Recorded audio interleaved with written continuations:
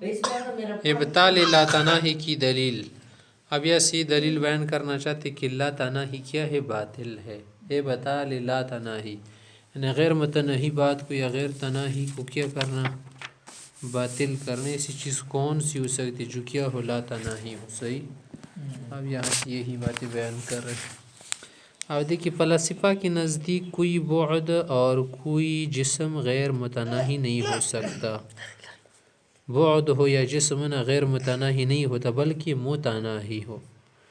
انہوں نے بعد غیر متناہی کے ابطال پر متعدد دلائل قائم کیے ہیں. ذیل میں ان کی 2 دلیلیں بیان کی جاتی ہیں.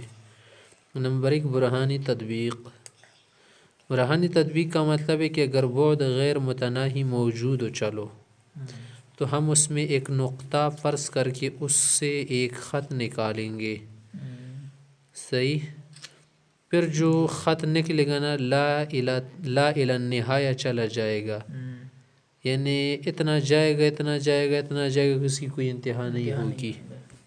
البتہ یہ خط جانب مبدا میں متناہی ہوگا نا، کیونکہ جہاں سے آپ اسے کھینچ رہے ہیں اس سے تو مدانا ہے ادھر سے نا، ادھر کی بات ہے کہ غیر متناہی ہے.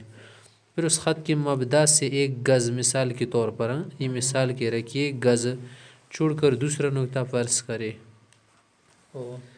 اور اس میں سے دوسرا خط نکالیں گے جو بھی لا الی النہایہ چلتا رہے گا. پہلا خط بڑا ہوگا اور دوسرا چھوٹا، اس لیے پہلا کل ہوگا اور دوسرا جز ہوگا. اب ہم دونوں خطوں کے مبدئین سے تطبیق دینا شروع کریں گے. یعنی دونوں کے لیے مبدئ تو ہم نے فرض کیے تھے نا شروع کی جگہ، تو اب تطبیق دینا چاہتے ہیں. یعنی دونوں کو باہم ملائیں گے. وہ اس طرح کہ بڑے خط میں 1 گز پر مثال کے طور پر ایک نشان لگائیں گے.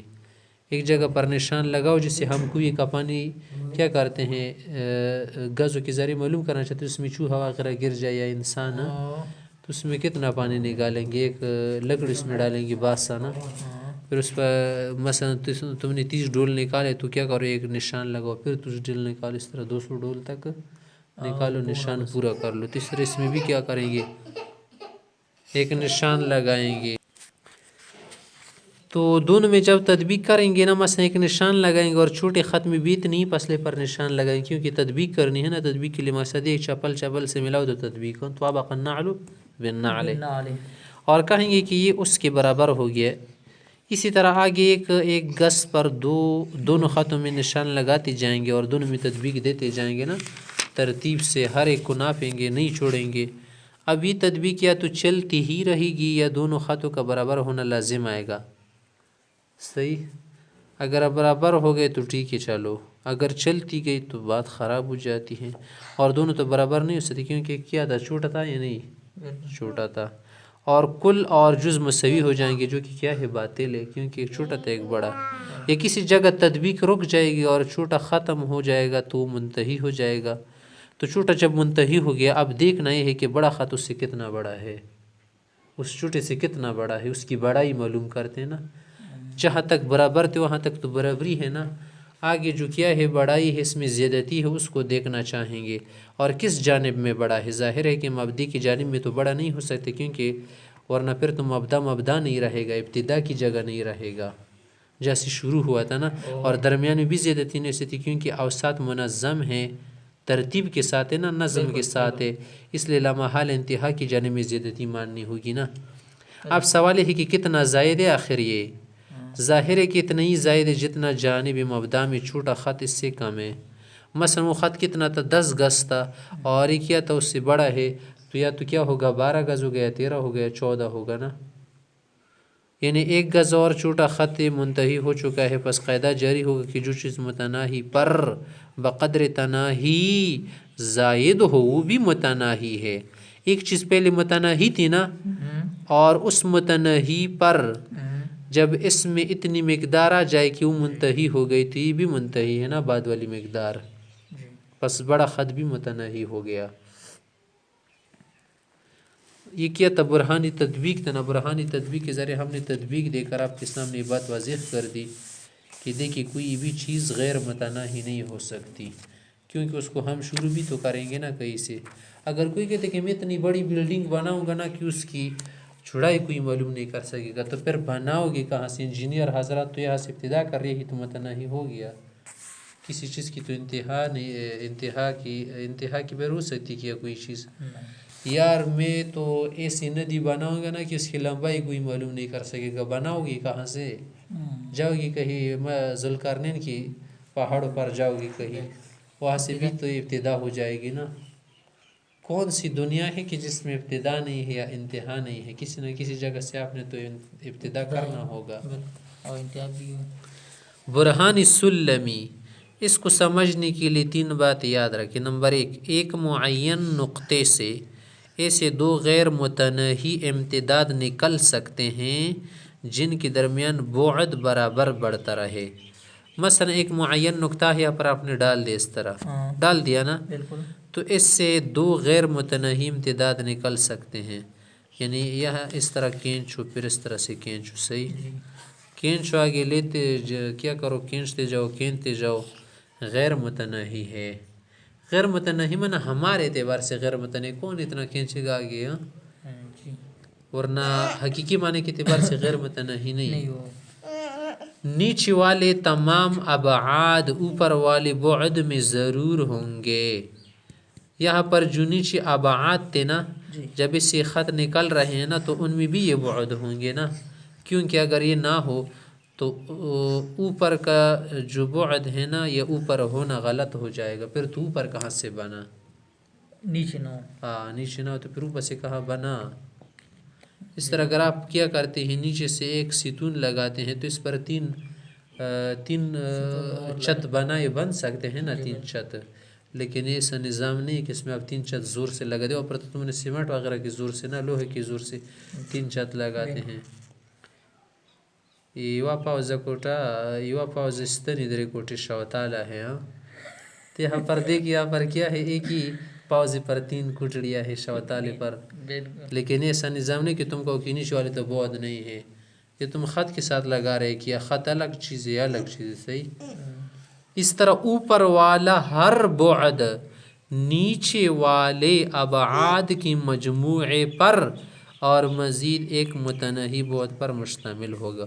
اوپر والا ہر بعد جو ہے نا، نیچے والے ابعاد کی مجموعے پر بھی شامل ہوگا، کیونکہ نیچے والے ابعاد سے اوپر بنے ہیں نا، اور اس طرح مزید ایک متناہی بعد پر بھی مشتمل ہے، کیونکہ تو اوپر کی طرف جا رہے ہیں نا، آپ نے نکال ہیں یہاں پر دیکھیں۔ بہت زیادتی ہے اس طرح۔ اب برہان سلمی کی تقریر سنیں۔ اگر کوئی جسم یا بعد غیر متناہی ہوگا مثلا، تو ہم اس میں ایک نقطہ فرض کریں گے، پھر اس سے 2 خط مستقیم ایک نہج پر یا ایک نہج پر شکل مثلث کی 2 زاویوں کی طرح نکالیں گے، 2 خط مستقیم نہ سیدھی خط جائیں گے، صحیح؟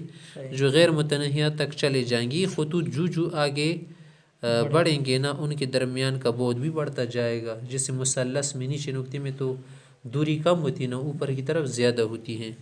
پھر ہم مرکز کی طرف سے دونوں خطوں میں ایک گز کے فاصلے پر نقطہ لگائیں گے، اور ان نقطوں کو ایک خط کے ذریعے ملائیں گے، ہاں جب ملائیں گے تو کامل شکل مثلث بن جائے گی، اور ہم اس کا نام بعد اصل رکھیں گے، بعد اصل یعنی اصلی بعد۔ پھر آگے اسی طرح ایک گز پر نقطے فرض کر کے ان کو خطوط سے جوڑتے جائیں گے نا، نقطہ ڈالو، پھر کیا کرو، ملاؤ خط کی ذریعے سے، آپ پارے دیکھیے، صحیح؟ جی۔ اور بالترتیب بعد اول بعد ثانی نام بھی رکھیں گے تو سیڑھی نما شکل تیار ہو جائے گی، جو یہ ہے آپ کے سامنے۔ مثلا یہاں پر یہ مرکز ہے نا ہمارے سامنے، تو آگے کیا کرو، لے جاؤ اس طرح سے، بعد اول بعد ثانی ثالث رابع خامس سادس سابع، اسی طرح کے لے جاؤ، الى غیر النہایہ، یہ الفاظ الى غیر النہایہ لے جاؤ، صحیح؟ الف یہ با، الفاظ کس کے لیے؟ الف با، بعد وغیرہ، بس اپنے نام دیے نا، ہوز خطوی کلمن وغیرہ ترتیب سے دیا ہے نا، ابجد ہے، صحیح؟ تو یہاں پر دیکھئے آپ الى غیر النہایہ جا رہے نا، لیکن ہر بعد پہلے والے بعد سے بڑا ہے نا ذرا، اوپر والے ابعاد آپ دیکھیں نیچے والے بعد پر مشتمل ہے یا نہیں؟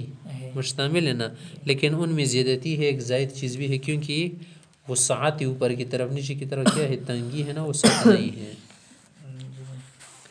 تب یہ برکر اب سوال ہے حضرت سے کہ ان دونوں خطوں کے درمیان جو کشادگی ہے، جو وسعت ہے، جی وہ متناہی ہے یا غیر متناہی؟ یہ جو وسعت ہے متناہی تو نہیں ہو سکتی، کیونکہ دونوں خط لا الی النہایہ جاری ہے، جا رہے ہیں نا آگے.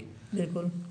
پھر پرجا متناہی کیسے ہو سکتی ہے؟ جو پرجا ہے درمیان میں خالی جگہ، اور وہ پرجا غیر متناہی بھی نہیں ہو سکتا.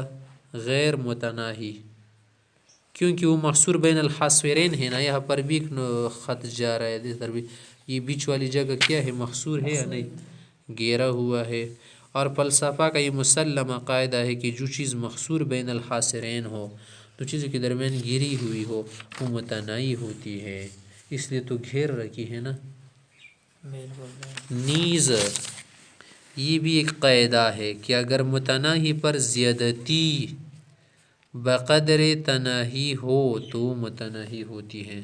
ایک چیز متناہی تھی، پھر اس پر اپنی دوسری چیز ملا دی، پھر اس میں جو تناہی ہو گئی تھی نا چھوٹی چیز کی، بڑی چیز تو وہاں پر ختم ہو گئی تھی نا، مزید اس میں کچھ زیادتی تھی، تو یہ زیادتی جو ہے نا یہ بھی متناہی ہے. غرض بعد کو متناہی ماننا ضروری ہے، اور یہ خلاف مفروض ہے، کیونکہ ہم نے کیا کہا تھا کہ آگے خطوط جائیں گے، اور یہ خلاف مفروض لازمہ ہے بعد کو غیر متناہی ماننے سے. ہم نے پہلے کہا تھا کہ غیر متناہی نہیں ہے، پس بعد کے غیر متناہی ماننا باطل ہوا. نوٹ: برہانی تطبیق صرف جانبی طول میں جاری ہوتی ہے نا، جاری ہوتا ہے، اور برہانی سلمی طول اور عرض دونوں جانبوں میں عدم تناہی کو باطل کرتی ہیں. یعنی کوئی چیز غیر متناہی نہیں ہے بلکہ متناہی ہے، جسے آپ پر دیکھا ہے سیڑھی کی شکل میں. اب آگے کہہ رہے کہ حضرت سے دلائل نہیں بس مغالطے ہیں. حضرت سے بتا رہے ابطال لا تناہی کی تمام دلائل جو ہے بس مغالطے ہیں. زیادہ سے زیادہ کیا کر رہے ہیں؟ ہم کو دھوکا دے رہے، غلط میں ڈال رہے کہ لا تناہی کو آپ باطل کرنا چاہتے ہیں نا. یہ جو دلائل آپ دے رہے کیا ہے؟ یہ مغالطے ہیں.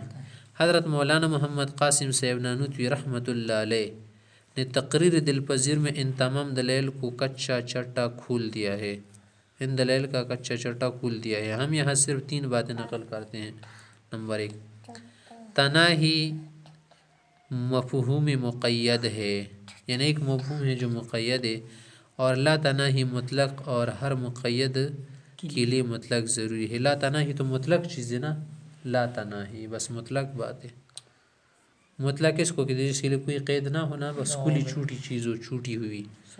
اور ہر مقید کے لیے مطلق بھی ضروری ہے، کیونکہ مطلق میں قید بڑھانے سے مقید بنتا ہے نا. اگر مطلق نہ ہو تو مقید موجود نہیں ہو سکتا. اور جب سب لوگ متناہی اور تناہی کو موجود مانتے ہیں کہ چیزیں متناہی ہیں، تو اس کا وجود غیر متناہی اور لا تناہی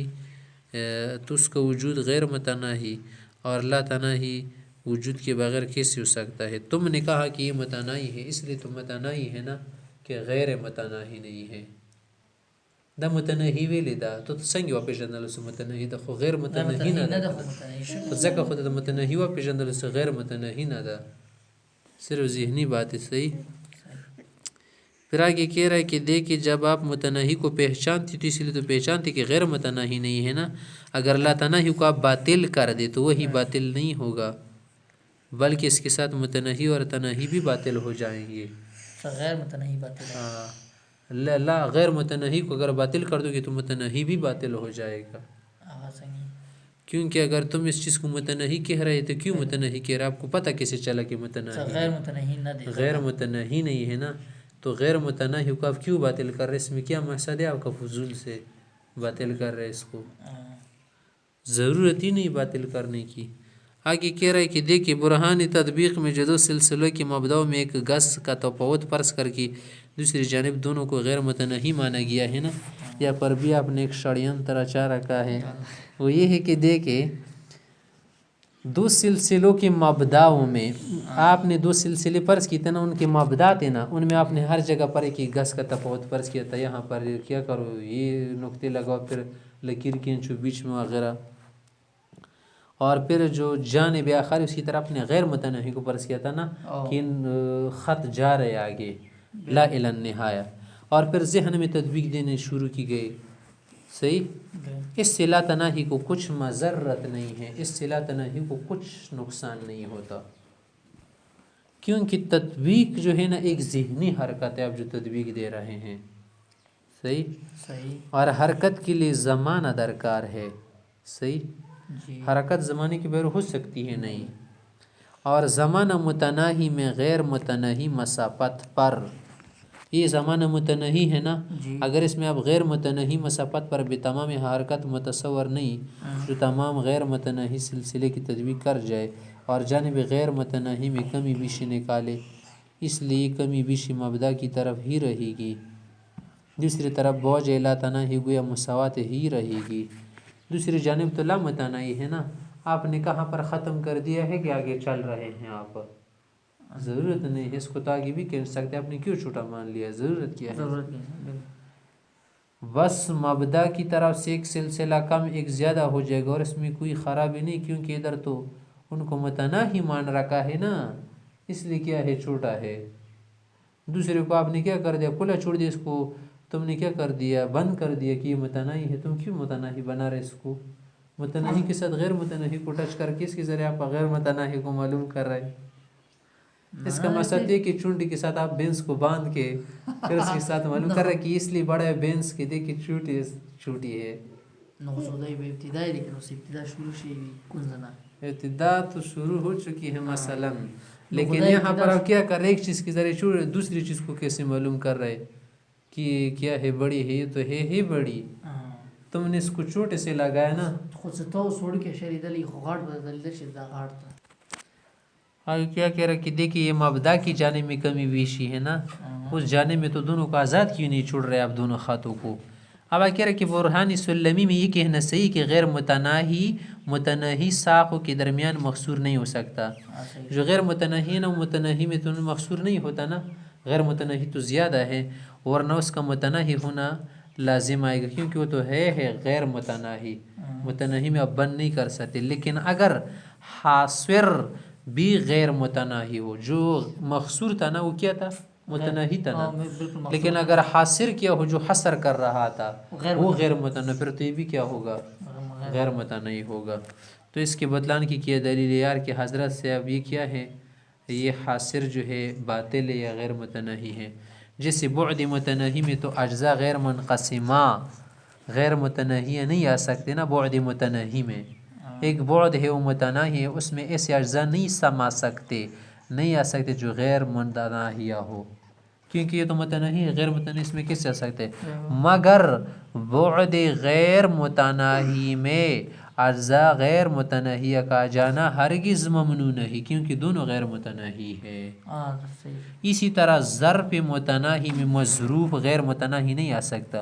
1 کلو جام ہے، اس میں تم کہاں سے تین ڈرم ڈالو گے، پھر غیر متناہی پانی تو نہیں آ سکتا اس میں نا، 3 ڈرم ہی نہیں آ سکتا. مگر ظرف غیر متناہی میں مظروف بھی غیر متناہی آ سکتا ہے. آپ نے پہلے سے مظروف کہاں سے متعین کر دیا ہے کہ تم ظرف اس میں ڈال رہے ہیں. ہم کہہ رہے کہ یار بس پانی فرض کرو، اتنا پانی فرض کرو کہ زمین میں نہ آ سکے، چلو ہم اس کے لیے جگہ بھی فرض کرتے ہیں جو اس زمین سے بھی زیادہ ہے. صحیح. لہٰذا حصر میں بھی یہی سمجھیے کہ متناہی حاصر غیر متناہی نہیں ہو سکتا، مگر غیر متناہی اگر حاصر غیر متناہی ہو جائے تو اس میں کیا گناہ ہے.